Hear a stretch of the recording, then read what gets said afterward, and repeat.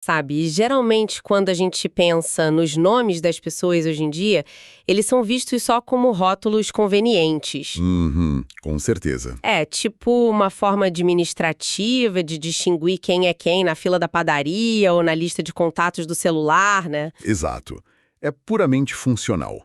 É uma conveniência social e burocrática para nossa rotina. Mas e se o nome de alguém fosse muito mais do que isso? E se o título que alguém carrega ditasse não apenas a sua missão de vida, mas literalmente a estrutura de toda a realidade do universo ao nosso redor? É uma pergunta pesada. Com certeza. Bom, antes de começarmos a desvendar isso, que a paz e uma bênção divina acompanhem o dia de todos os nossos ouvintes. Amém. É ótimo estar aqui para mais essa análise. Então, essa premissa avassaladora dos nomes é o que vamos explorar hoje. O alvo da nossa análise é o monumental clássico Teologia Sistemática, escrito pelo renomado autor Louis Berkhof. Um material fantástico. Sim, e a gente não está aqui apenas olhando para a história antiga, não. Nós estamos investigando como os títulos de uma única figura sustentam, assim, as engrenagens da existência humana. E para entender a magnitude disso, o nosso foco hoje recai sobre uma seção incrivelmente rica e detalhada dessa obra, que é a pessoa de Cristo. Mas com uma ênfase muito rigorosa nos seus nomes e nas suas naturezas. É um material denso, sabe? Exigente, mas profundamente recompensador. E a ordem lógica do texto do Berkhof é brilhante, né? Porque para entender quem é a pessoa descrita no livro, a gente precisa primeiro examinar como ela é chamada. Perfeito. Porque na Antiguidade, e especialmente ali no ecossistema do Antigo e do Novo Testamento, os nomes não eram acidentais. Não era tipo escolher um nome bonito num livro de bebês. De jeito nenhum. Eles eram descrições cirúrgicas de missão, de autoridade e de caráter intrínseco. Então vamos desempacotar isso, porque a esmagadora maioria das pessoas cresce ouvindo o termo Jesus Cristo como se fosse, sei lá, simplesmente um primeiro nome seguido de um sobrenome comum. É, tipo João Silva. Isso, como João Silva ou Maria Souza, e a familiaridade acaba cegando a gente para o peso real dessas palavras. O que é um equívoco perfeitamente compreensível para quem fala a língua moderna, mas que de fato oculta uma riqueza histórica e teológica imensa. E o Berkhof começa desconstruindo exatamente essa ideia. Avaliando primeiro o nome Jesus. Isso, historicamente essa é a forma grega do nome hebraico Jehoshua, ou, na sua forma mais comum ali após o exílio babilônico, Jesuá. A raiz dessa palavra, a raiz Yashá, significa literalmente salvar ou libertar. Então, tipo, o próprio nome já funciona como o resumo do currículo dele. Exatamente. A missão já está declarada publicamente logo de cara, não tem nenhum mistério sobre o que ele veio fazer. Perfeitamente. E os estudiosos da linguagem hebraica apontam um detalhe linguístico fascinante que o Berkhof faz questão de mencionar. O que seria? Provavelmente a forma original da raiz desse nome expressava apenas a ideia genérica de redenção. Tá. Porém, o acréscimo de uma única letra hebraica, o Yod, muda o sentido gramatical para expressar a certeza da redenção. Nossa, uma letra só? Uma letra não é apenas a ação de tentar salvar, sabe? Mas a garantia absoluta, fundamentada no próprio Deus, de que a salvação vai acontecer. O nome carrega o peso de uma promessa inquebrável. Isso é incrível. Um detalhe muda tudo. Sim. Então, Jesus é o nome pessoal, indicando a missão garantida de salvação. Mas e a palavra Cristo? Onde que ela entra nessa estrutura toda? Bom, Cristo definitivamente não é um sobrenome familiar. É um nome oficial, um título. É o equivalente exato do termo hebraico Mashiach, que todos nós conhecemos como Messias. Que significa ungido, né? Pura e simplesmente isso, o ungido. E a gente precisa entender o que era unção naquela época. Ah, sim, o contexto muda tudo. Exato. Durante a antiga dispensação, ou seja, aquele período de leis e rituais do Antigo Testamento, a unção com óleo era algo restritíssimo. Normalmente apenas reis e sacerdotes eram ungidos. Acho que tem um caso ou outro de profeta também, não tem? Tem, há um raro registro de unção de profeta também. Mas o ponto é que o óleo utilizado não era um cosmético qualquer. Ele era denso, fragrante e simbolizava a transferência do próprio Espírito de Deus para aquela pessoa. O que me faz pensar numa analogia aqui, de dizer Jesus Cristo seria o equivalente moderno a usar um título de cargo de altíssimo escalão. Como assim? É como dizer, sei lá, Jesus o presidente ou Jesus o monarca supremo. O título não indica a ancestralidade imediata no sentido de sobrenome, mas sim a autoridade institucional gigantesca que a pessoa carrega. O óleo era meio que a posse do cargo. Essa é uma excelente forma de visualizar o conceito. A unção representava a qualificação divina para uma tarefa monumental. Estabelecer um caráter sagrado e intocável. E o texto de Berkhof detalha que ele foi designado para esse cargo desde a eternidade, lá nos conselhos divinos. Mas a posse histórica, o momento em que ele assumiu a função publicamente no palco da história humana, ocorreu de fato na sua concepção e, de forma visual e evidente, no seu batismo. Quando o Espírito Santo desceu sobre ele. Exatamente isso. Sabe, há uma tensão fascinante que surge a partir disso. Porque se os títulos oficiais dele carregavam tanto peso e autoridade institucional, seria lógico esperar que ele usasse isso o tempo todo, né? É como um cartão de visitas. Isso. Mas ele ativamente evitava desfilar com o título de Messias. Em vez disso, o material nos mostra que o título favorito dele, a forma como ele preferia se chamar, soava quase como um disfarce. Ele se chamava de Filho do Homem. O que é fascinante aqui é exatamente essa aparente contradição. O título Filho do Homem foi aplicado por ele a si mesmo, em mais de 40 ocasiões que a gente tem registradas nos evangelhos. 40 vezes? Muita coisa. Muita coisa. E, contudo, as outras pessoas ao seu redor evitavam sistematicamente usar esse termo. O Berkhof cita o brilhante teólogo, o Dr. Gerhard Voss, que divide os usos desse título em 4 classes. Quais seriam? A classe escatológica, focada no fim dos tempos, a do sofrimento eminente, que falava da cruz, a que destaca seu lado sobre-humano, muito presente ali no Evangelho de João, e a classe que aponta diretamente para sua natureza humana. Mas por que esse era o favorito dele?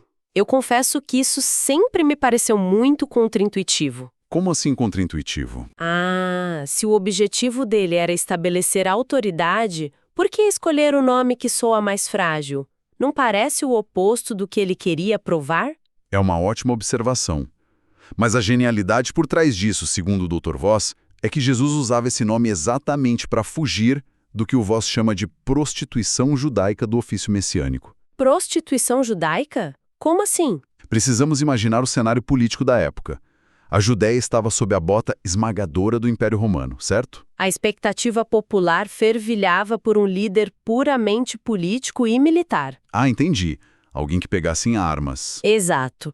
Alguém como os zelotes, que pegaria em armas, degolaria soldados romanos e restauraria o trono físico de Davi ali mesmo. Então, se ele andasse pela Galileia, se declarando abertamente o Messias desde o primeiro dia, o povo faria rei à força para liderar uma rebelião sangrenta imediata. E isso destruiria o propósito real da vinda dele. Perfeito. O título Messias estava temporariamente contaminado por essas expectativas terrenas. Então, ao chamar-se de Filho do Homem, Jesus faz 2 coisas estratégicas. Que seriam? Primeiro, ele desvia dessas expectativas militares. Segundo, ele aponta diretamente para as profecias do capítulo 7 do livro de Daniel e para literaturas apocalípticas, como o livro de Enoque. Onde o Filho do Homem é uma figura celestial? Exatamente. Nessas obras, o Filho do Homem não é um guerreiro local. É uma figura cósmica que recebe domínio eterno sobre todas as nações.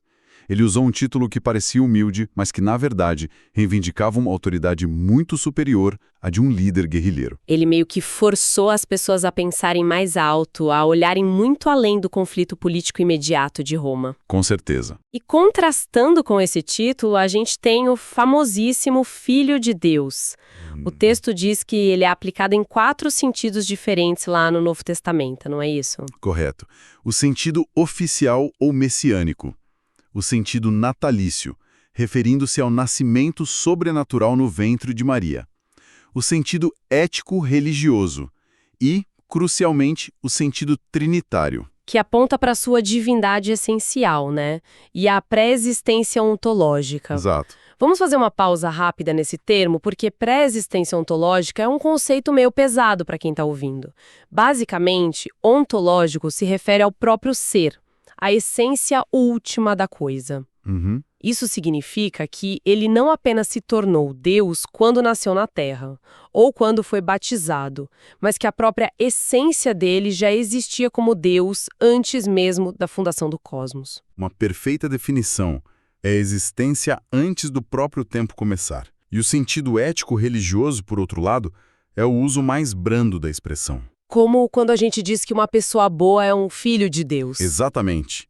É indicando apenas uma comunhão íntima e moral com o divino. O livro de Berkhof nota, com uma lente muito analítica, que a teologia modernista tem uma forte tendência a reduzir todo o conceito do título Filho de Deus apenas a esse sentido ético-religioso. Eles preferem um mestre moral, sabe? Alguém que apenas ensinava boas maneiras espirituais e ignoram por completo os textos que afirmam que ele criou o universo. Eles esvaziam o título da divindade. É o reducionismo em ação. E essa resistência incansável à divindade essencial nos leva ao último nome explorado no texto, que funciona como um muro contra esses reducionismos, que é o nome Senhor. Ou no grego original, Kyrios. Isso, Kyrios. O nome tem 3 aplicações progressivas nas Escrituras. Inicia-se como uma forma educada de tratamento, o equivalente a um simples senhor de respeito. Tá.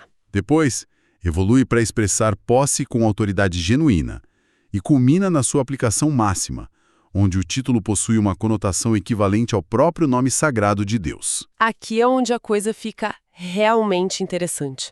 Porque quando a gente afirma que ele é tanto o filho do homem que sente fome, que se cansa, quanto o Senhor absoluto equivalente ao Deus Criador, nós colidimos em alta velocidade com o mistério das duas naturezas. Um choque frontal. E a tendência humana imediata é tentar resolver a matemática disso, né? A primeira ideia que surge na cabeça é, tudo bem, então ele é uma mistura.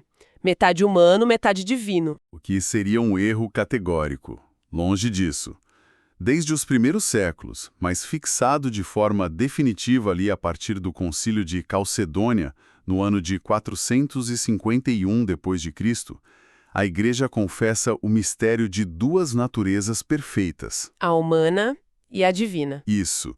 E a definição do concílio é de que elas estão unidas em uma só pessoa, de forma inconfundível, imutável, indivisível e inseparável. Deixa eu tentar fazer uma analogia visual para traduzir o tamanho desse desafio mental. Tentar explicar as duas naturezas não é como misturar uma lata de tinta azul com uma lata de tinta amarela dentro de um balde para criar uma terceira cor, o verde. Não, de jeito nenhum. Porque isso seria criar um híbrido, né? A declaração de Calcedônia é afirmar que o que está no balde é 100% tinta azul e 100% tinta amarela, simultaneamente ocupando o mesmo espaço sem que uma altere as propriedades da outra. O que, obviamente, quebra completamente a nossa matemática mental. Nossa, é uma figura que ilustra brilhantemente esse atrito com a lógica humana formal. E o Berkhof relata como, a partir da Idade da Razão, o famoso iluminismo ali no século XVIII, surgiram ataques racionalistas implacáveis contra essa doutrina. Porque a premissa do iluminismo era de que o universo era um sistema fechado, né? Um relógio mecânico. E a razão humana era a ferramenta suprema. Exato. Não deveríamos aceitar nada que não pudesse ser dissecado e compreendido pelo nosso intelecto.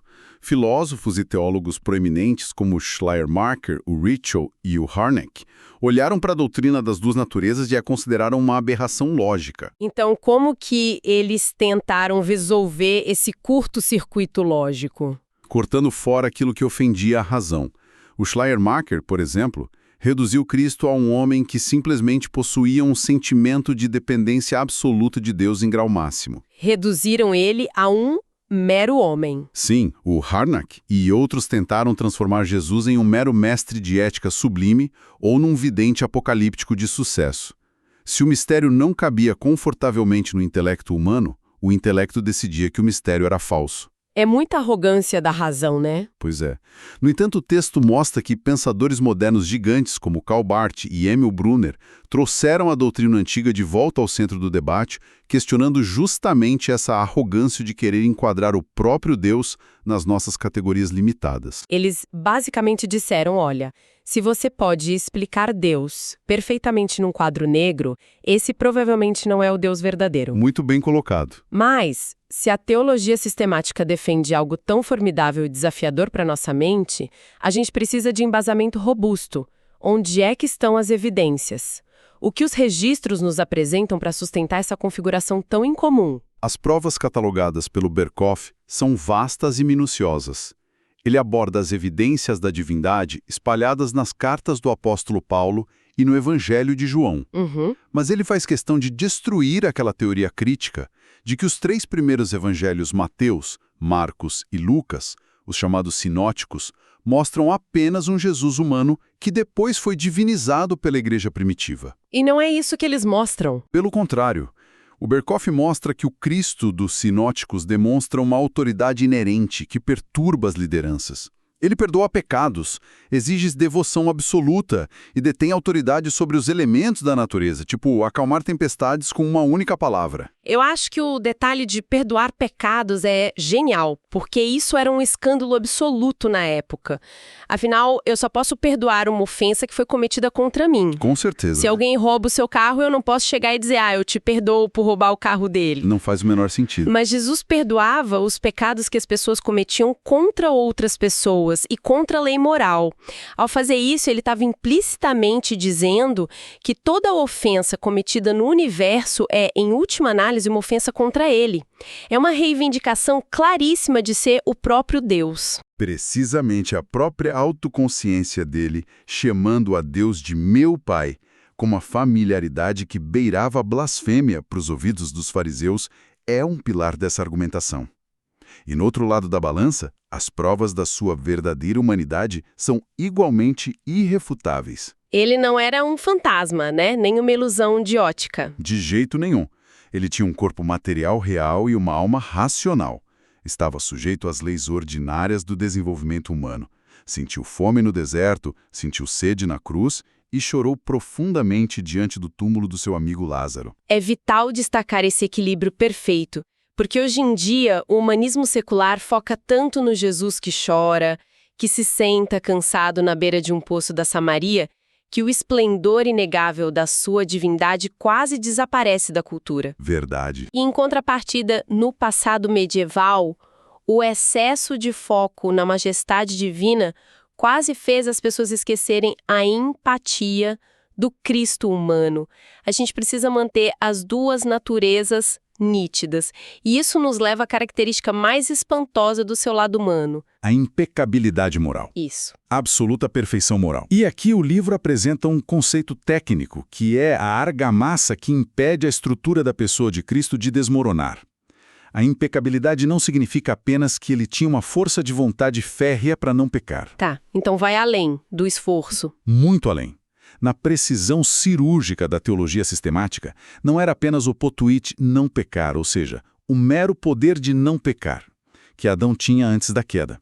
Tratava-se da impossibilidade estrutural de pecar, o que chamamos de não potuit peccare. Entendi, mas então a dedução lógica que fica é: se ele possuía essa impossibilidade absoluta, se estava blindado, como garantir que a tentação que ele sofreu no deserto foi real? Não era um teatro. Como alguém pode ser tentado se não pode falhar? Isso levanta uma questão importantíssima, que exige a gente compreender a união das naturezas. Pensa nisso como um ímã gigantesco. Tá, um ímã. A natureza humana de Cristo podia sentir a força de tração da tentação real, a fome devastadora após 40 dias, a exaustão física, a pressão psicológica. A atração era totalmente autêntica para o lado humano dele. Mas a natureza divina, unida a ele, era como um ímã de potência infinita, puxando na direção contrária, garantindo a estabilidade absoluta da sua pessoa. A tentação foi excruciante para a humanidade dele, mas a falha moral era matematicamente impossível por causa da sua divinidade. Genial. Então, o que isso tudo significa na prática? Porque saímos da teoria profunda e entramos na aplicação de vida ou morte. Porque essa engrenagem de duas naturezas é estruturalmente indispensável.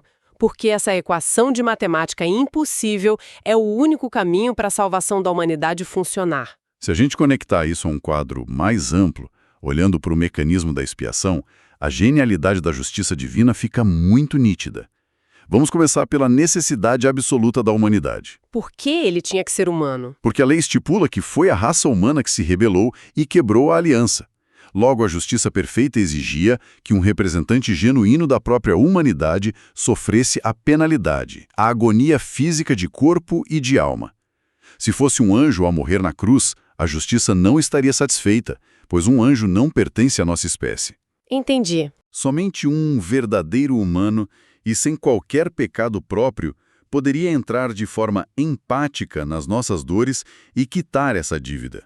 A natureza humana, então, dá a ele o direito legal de estar lá. É como se fosse o CPF da nossa espécie, sabe? É legitimidade legal para sentar no banco dos réus em nosso lugar no tribunal cósmico.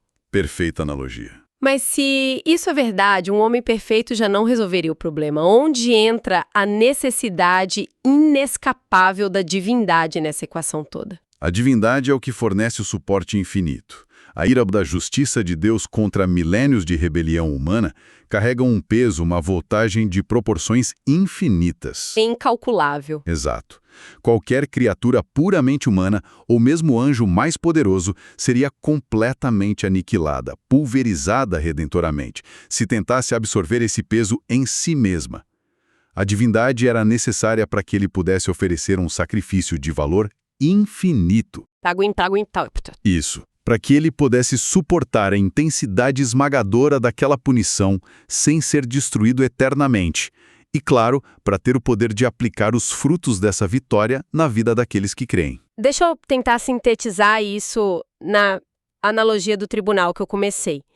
Imagina que o veredito contra a humanidade seja uma multa multitrilionária, uma dívida impossível de ser paga mesmo com o trabalho de incontáveis gerações. Certo. A legislação inquebrável desse tribunal exige que um membro da nossa família, um humano, assuma a dívida no papel porque só nós temos a legitimidade para responder. Mas a ironia profunda é que somente o próprio dono do banco, o próprio ser divino, possui o capital infinito e os fundos necessários para pagar essa conta colossal sem entrar em colapso. Exato. É o encontro perfeito. Apenas a pessoa que simultaneamente possui a legitimidade legal, humana, e o capital infinito divino consegue resolver a equação da redenção.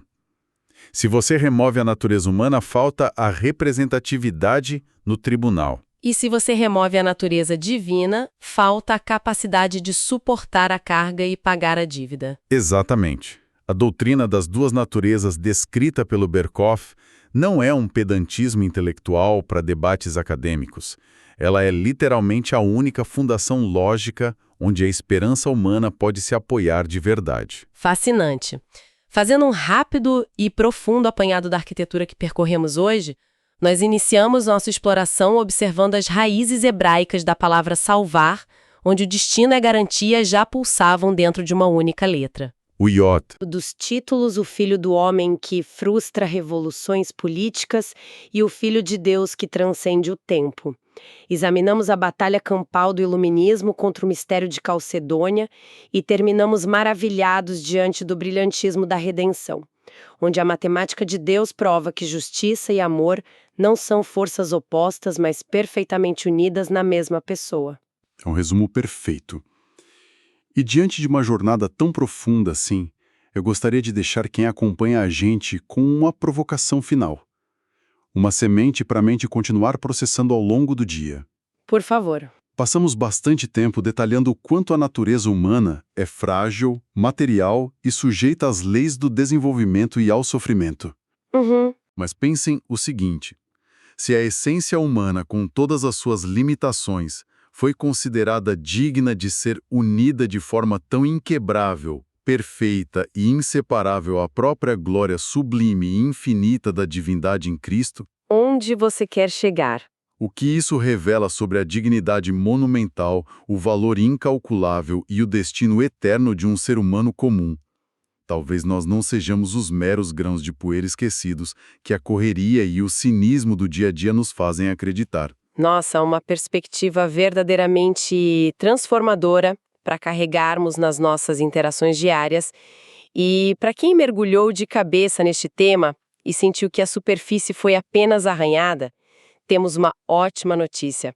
Ao finalizar, informo que teremos um novo episódio dedicado a explorar ainda mais os tesouros desse mesmo livro do autor Louis Berkhoff. A jornada de descobertas continua. Que Deus abençoe todos os ouvintes.